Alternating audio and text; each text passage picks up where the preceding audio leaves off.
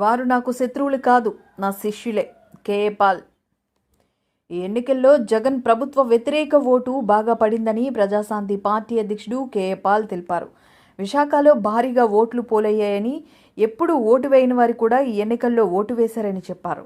Steel plant అమ్మకానికి నేనే అడ్డుకున్నాను, ఇది దేవుడి కృప అన్నారు. విశాఖ వైసీపీ ఎంపీ అభ్యర్థి బొత్స ఝాన్సీ అంటే విశాఖలో ఎవరికీ తెలియదని, బొత్స కుటుంబంపై ఎన్నో అవినీతి ఆరోపణలు ఉన్నాయని విమర్శించారు. ప్రత్యర్థులు డబ్బులు పంచినా తాను ఒక్క పైసా పంచలేదని చెప్పుకొచ్చారు. విశాఖ ప్రజలు మార్పు కోరుకున్నారని, ఈసారి ఎన్నికల్లో తాను గెలుస్తానని ధీమా వ్యక్తం చేశారు. 68% ఓట్లు పోలయ్యాయి. ఎప్పుడూ ఓటు వేయని లక్షల మంది నిరుద్యోగులు ఉద్యోగాల కొరకు నన్ను నమ్మి ఓటేశారు. 2, ఎప్పుడూ ఓటు వేయని officers, doctors, engineers, retired people వారు బయటకు వచ్చి కొంతమంది 3-4 గంటలు, కొంతమంది 2-3 గంటలు వెయిట్ చేసి ఓట్లు వేశారు. 3, క్రైస్తవులు మణిపూర్ ఘటన లాంటి ఘటనలు దేశంలో రాకూడదు, కేఏ పాల్ పార్లమెంట్కి వెళ్ళాలని 20 లక్షల 12,000 మంది ఓటర్లు 5 లక్షల క్రైస్తవులు ఉంటే మినిమం 4 లక్షల క్రైస్తవులు నన్ను గెలిపించడానికి ఓటేశారు. అలాగే స్టీల్ ప్లాంట్ని తెలుగుదేశం, కాంగ్రెస్, బీజేపీ, వైసీపీ గంగవరం కోటి జగన్ 60,000 కోట్లు 620 కోట్లకి అమ్మారు కనుక దీన్ని మీడియా ద్వారా, సోషల్ మీడియా ద్వారా గ్రూపుల్లో చేర్చి అద్భుతంగా 190% ప్రజలు విశాఖ 20 లక్షలు 18 లక్షల మందికి రీచ్ అయిపోయి స్టీల్ ప్లాంట్ అమ్మకాన్ని ఆపిన డాక్టర్ కేఏ పాల్ని రివార్డ్ చేయాలి అని స్టీల్ ప్లాంట్ కార్మికులు ఆదినారాయణ గారు, చైర్మన్ స్టీల్ ప్లాంట్ పోరాట కమిటీ, ఆ 45 సెకండ్ల వీడియో మీరు చూసుంటారు. 12 లక్షల మంది విశాఖలో ఇన్స్టాగ్రామ్లో దాదాపు 10 లక్షల మంది వాచ్ చేశారు. సగానికి సగం వాటర్స్. బడుగు బలహీన వర్గాలు, అరే మనం 52% ఉన్నాం బీసీలో, ఎప్పుడూ 6 కులాలే మనం వెళ్తున్నాం, కుల పాలన మనకు వద్దు, కుటుంబ పాలన మనకు వద్దు, వాళ్ళు ఓట్లు వేశారు. ఇప్పుడు పోలైంది 68-70% అంటే 14 లక్షలు 20 లక్షలు. నేను మీకు చెప్పింది అదే, అనేక సార్లు మీడియాలో చెప్పాను. చాలా మంది 50 నుంచి 55% పోలవుతున్నారు. అది 11 లేదా 12 లక్షలు సార్. ఆ ఎక్స్ట్రా 2 లక్షలు వ్యతిరేకంగా ఈ గవర్నమెంట్ పాడు చేసింది. 19 లక్షలు 13 లక్షల కోట్లు అప్పు చేశారు జగన్మోహన్ రెడ్డి గవర్నమెంట్, చంద్రబాబు వ్యతిరేక ఓటు వచ్చింది.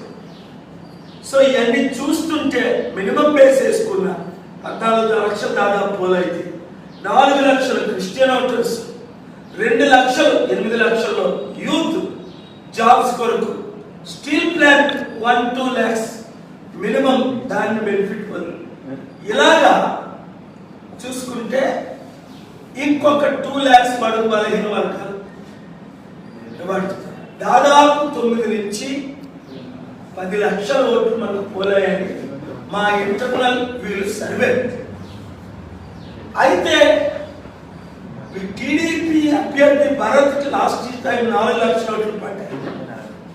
ఇప్పుడైతే వారు బీజేపీతో కలిశారో ముస్లిం, క్రిస్టియన్ ఓటు 30% పోయాయి. ఆ 4,35,000లో 33% మైనస్ చేస్తే 3 లక్షలు.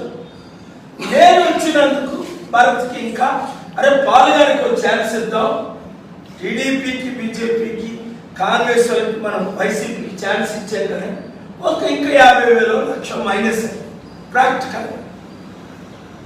సో ఇంకా బొత్స ఝాన్సీ వైసీపీ ఫ్యాన్ గురించి చూద్దాం. ఎంఈవి సత్యనారాయణ గారికి 4,40,000 2019లో జగన్కు ఒక అవకాశం ఇద్దామని ఆ జగన్ వేవులో అన్ని ఓట్లు వచ్చాయి. ఇప్పుడు జగన్ వ్యతిరేక వేవులో 30% తీసేసిన దాదాపు 3 లక్షలు వైసీపీకి. బొత్స ఝాన్సీ అనే పేరు వినని వారు 90%. కనుక మరి ఇంకొక ఆవిడంటే ఆవిడ తెలియదు, తెలిసిన వాళ్ళకి ఏంటంటే కోర్టు కేసులు, కొడుకుల అవినీతి, కుటుంబ అవినీతి, ఒకే కుటుంబంలో 5 ఎమ్మెల్యేలు ఎంపీలు బహుశా కుటుంబంలో, మా కుటుంబ పాలన రిజెక్ట్ చేసిన ఇంకో 50,000 1 lakhs బేస్ వీరికి ఒక 2.5 lakhs, వీరికి ఒక 2 lakhs ఇస్తే 4.5 lakhs, కాంగ్రెస్ కు 1-2%, 14 లేదు 28,000, ఇతర ఇండిపెండెంట్ చేసి 15,000. ఇలా 14 లక్షల్లో 2.5-3 భరత్కి ఇచ్చిన, 2.5 ఝాన్సీకి ఇచ్చిన, ఇతరులకు 50 ఇచ్చిన, 5 లక్షలు మైనస్ చేస్తే 9 లక్షల ఓట్లు క్లీన్గా ఉన్నాయి. పోనీ వాళ్ళకి ఇంకొక లక్ష ఇచ్చి భరత్ 2.5 3.5 4 ఇచ్చి, ఝాన్సీది 2ది 3 ఇచ్చిన 7, అందరికి 50 ఇస్తే 7.5, ఇంకా 6.5 lakhs ఉన్నాయి. మార్పు కోరిన వారు, అభివృద్ధి కావాలన్నవారు, మణిపూర్ ఘటన రాకూడదు అన్నది 5 లక్షల్లో కనీసం 4 లక్షల క్రిస్టియన్స్, నిరుద్యోగులు మాకు ఉద్యోగాలు కావాలన్నవారు 2-3 లక్షలు,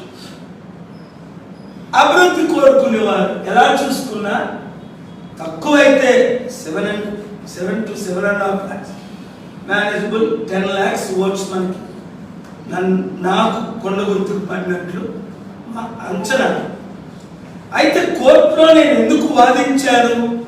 ఫస్ట్ ఫేజ్ లో జరగవలసిన ఎలక్షన్ ఏపీ హైకోర్టులో అనేక సార్లు వాదించి 4th ఫేజ్ లోకి ఎందుకు తీసుకెళ్లాను? ఈ ఎలక్షన్ కమిషన్ కూడా నాకే క్రెడిట్ ఇచ్చి లెటర్ ఇచ్చారు, మీరు ఆర్గ్యూ చేశారు, మేము 4th ఫేజ్ లో ఎలక్షన్ పెడుతున్నాం, మళ్ళా నేను 7th ఫేజ్ లో పెట్టమంటే ఒక కండిషన్ ఒప్పుకున్నాడు, అసెంబ్లీకి మీకు కొండ ఇస్తామని. గుర్తు మా ఫస్ట్ చాయిస్, ఎందుకంటే హెలికాప్టర్ తీసేసి కొండ ఇచ్చారు కదా అని నేను ఆ కేసు కంటిన్యూ చేయలేదు. ఇప్పుడు కానీ ఈవీఎంలు తేడా వచ్చి స్ట్రాంగ్ రూమ్ లో రిప్లేస్మెంట్ అయినా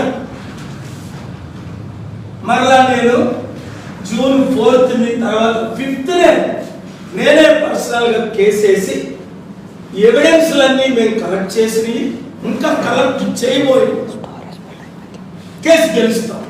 ఎందుకంటే స్టీల్ ప్లాంట్